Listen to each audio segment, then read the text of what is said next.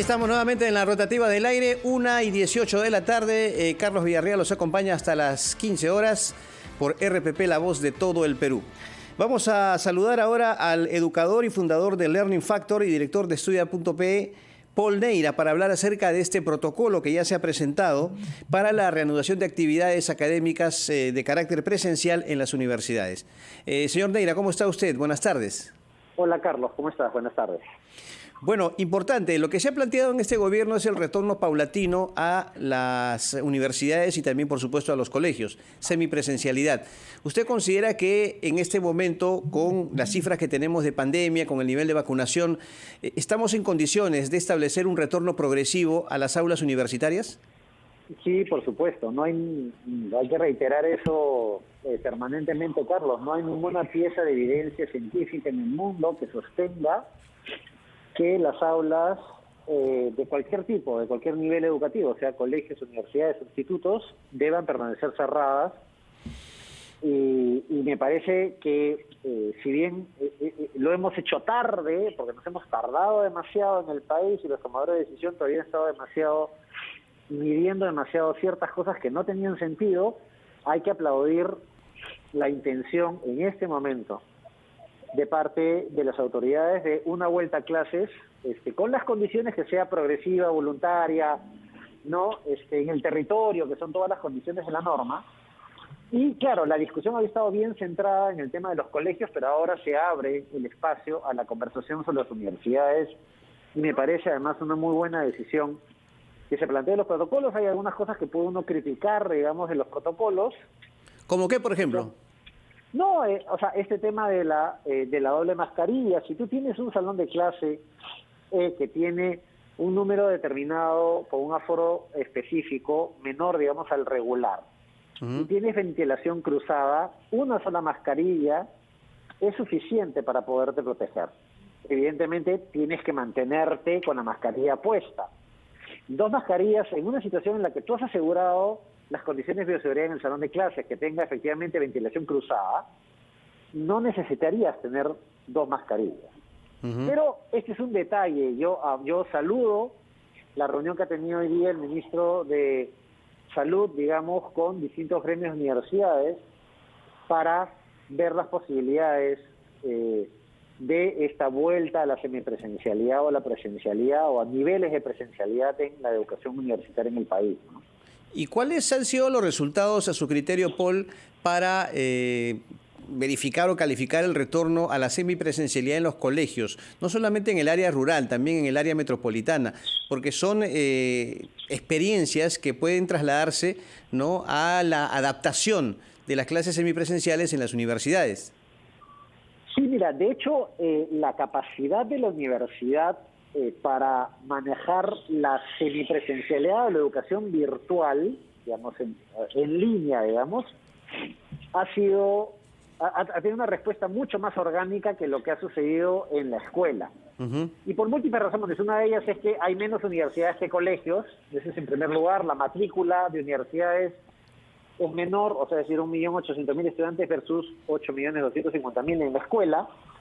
Pero también porque la dinámica de las universidades privadas en el Perú, en primer lugar, y en segundo lugar, la universidad pública, ha tenido a su disposición un conjunto de decisiones de política de parte del Ministerio y de parte de las organizaciones privadas que han manejado y han invertido mucho en construir ecosistemas digitales, que han construido además respuestas rápidas basadas en tecnología, en adaptación de la metodología para poder atender una educación semipresencial en el ámbito universitario. En el caso de la universidad pública, recordemos, Carlos, de que se han entregado más de 1.000 millones de soles por parte del erario público en el año 2020-2021 para la adaptación de las universidades públicas en términos de condiciones de la universidad para poder ofrecer educación virtual, donde hay que ajustar todavía elementos, y eso está planteado en una lógica multianual que tiene el Ministerio de Educación en Política Educativa, de Educación Superior Universitaria, tiene que ver con atender la heterogeneidad de las características de los estudiantes de la universidad pública en términos de sus condiciones para poder enfrentar una educación a distancia. Pero el derrotero está establecido, los recursos están entregados, están presupuestados, las decisiones políticas son correctas, entonces, de nuevo, no hay ninguna razón para poder detener el avance de una semipresencialidad. Allí solo queda una tarea pendiente que tiene que asumirla la SUNEDU, que tiene que ver con encontrar, desde el punto de vista normativo, cuáles son los mecanismos, desde el punto de vista de reglamentación, que faciliten que una vez que vayamos regresando progresivamente a la presencialidad o semipresencialidad en el Perú, los mecanismos legales normativos para poder autorizar a las universidades en funcionar en esa modalidad sean mucho más sencillos.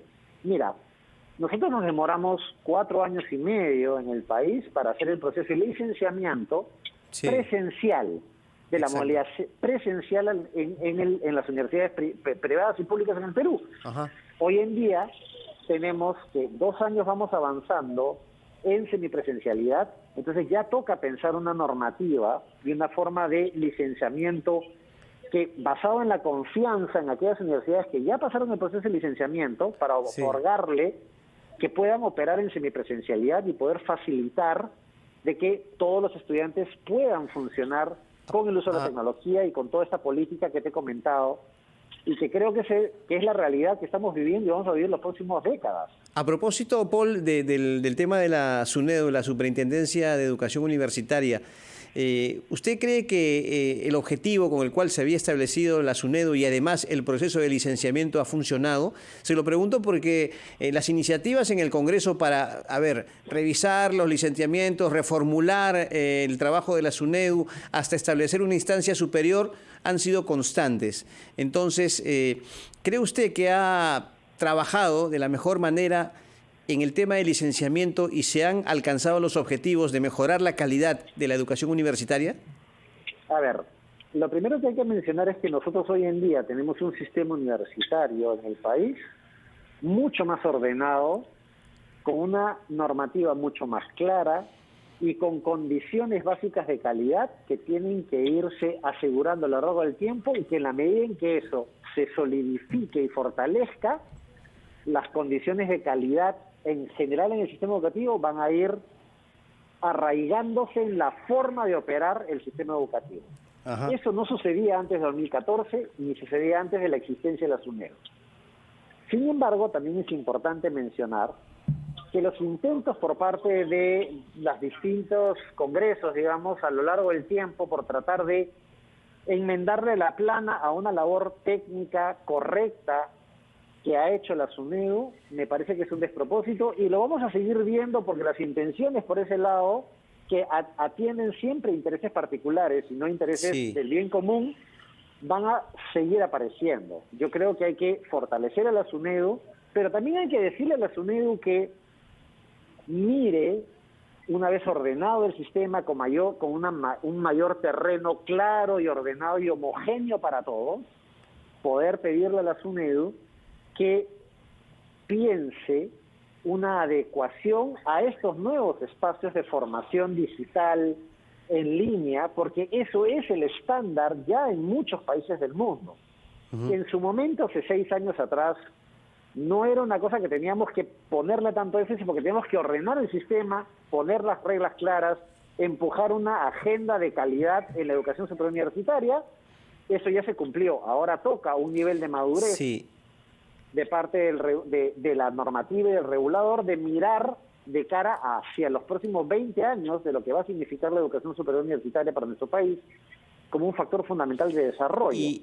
Y Paul, ¿cree usted que el gobierno tomó la mejor decisión en reemplazar al ahora exministro de Educación, Juan Cadillo, por señor Carlos Gallardo?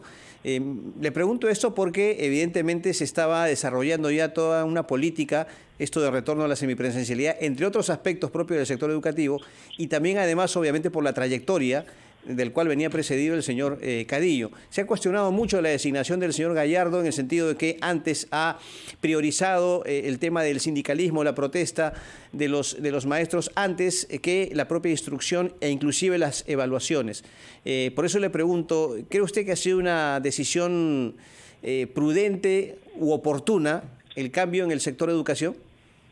A ver, lo que nos dice la historia y la evidencia, Carlos, es que los cambios en el liderazgo de un sector tan importante como el de educación no son lo mejor, ¿no? Nosotros hemos tenido en nuestra historia momentos en los cuales hemos cambiado mucho. Los últimos 5 años de que inició en el 2016 y terminó en el 2021, hemos tenido 8 ministros de educación y claramente ha habido zozobra, incertidumbre en la decisión de políticas educativas y en la gestión de los problemas de la educación.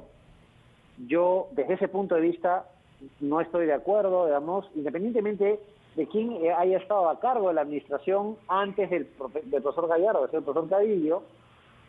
Lamento mucho que en 2 meses no se puede hacer mucho en la gestión pública. Claro. Se comienzan a planificar ciertas cosas. Entonces, esa inestabilidad de un sector que ya ha venido inestable, digamos, complicado, que había enfrentado una serie de retos a lo largo de los últimos 5 años, claramente me queda clarísimo, digamos, que no ha sido la mejor decisión.